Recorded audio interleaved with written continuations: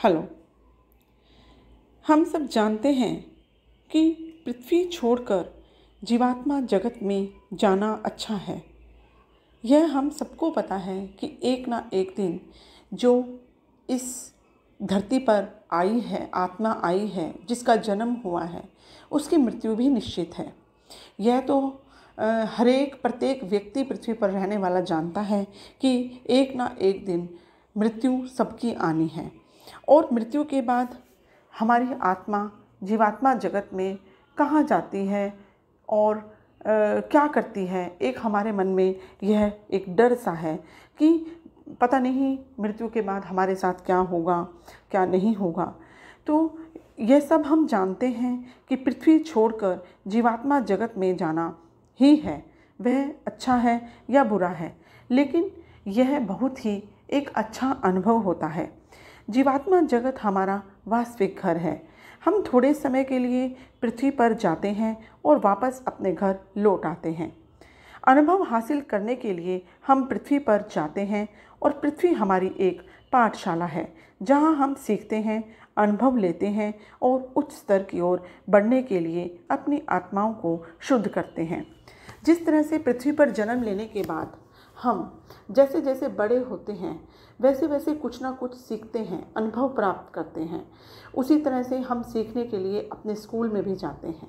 हम अपने बच्चों को भी स्कूल में भेजते हैं और वो एक क्लास, दूसरी क्लास, तीसरी क्लास ऐसे पार करता है। एक एक ऊपर वो एक एक क्लास पहुंचता रहता है और वह बहुत कुछ सीखता है और फिर वापस अपने घर पर ही लौट आता है। उसी तरह से ही यह पृथ्वी भी हमारे एक स्कूल की तरह ही है।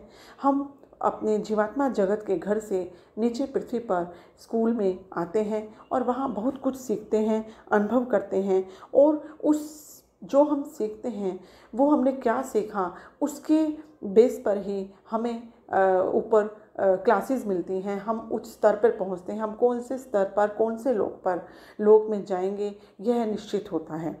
पृथ्वी के लोगों को अपनी असली दुनिया जीवात्मा जगत की कोई स्मृति नहीं होती। जब एक इंसान पृथ्वी पर जन्म ले लेता है तो वह सब कुछ भूल जाता है कि वह पहले क्या था, उसकी मृत्यु कैसे हुई, जीवात्मा जगत क्या है, क्या नहीं है।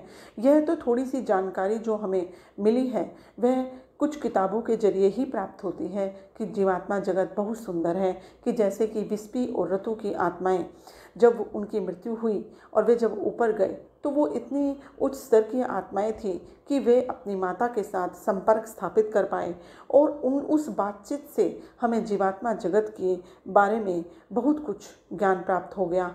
उसी ज्ञान पर आधारित ही यह पुस्तक जीवात्मा जगत के नियम लिखी गई थी। यदि आप में वह स्मृति हो तो आप पृथ्वी पर एक मिनट भी रहना नहीं चाहेंगे। मतलब जब हम सब कुछ भूल ही जाते हैं कि ऊपर जाकर क्या हमें महसूस होता है, हम कहाँ जाते हैं, क्योंकि अगर हमें यह याद होगा तो हम पृथ्वी पर आना ही नहीं चाहेंगे, क्योंकि अपना घर छोड़कर कौन आना चाहता है। वह सभी यही सोचेंगे कि वही हमारा घर है और हम तो वहीं रहेंगे, तो कोई आना ही नहीं चाहेगा। तो इसीलिए ही ईश्वर ने जब भी एक नई आत्मा जन्म लेती है तो उसकी स्मृति से पुरानी यादों को मिटा देते हैं। इसलिए ईश्वर ने आपको आपकी असली दुनिया, आपके असली प्रियजनों और जीवात्मा जगत की खूबसूरती की यादों में से वंचित रखा है। ईश्वर ने इस तरह से प्रबंध किया है कि जिससे आप पृथ्वी पर अपना प्रशिक्षण और शिक्षा पूरी किए बिना वापस लौटने की सोचे बिना। जीवात्मा जगत की याद रहने पर आप पृथ्वी पर रहने की बात से घृणा करेंगे।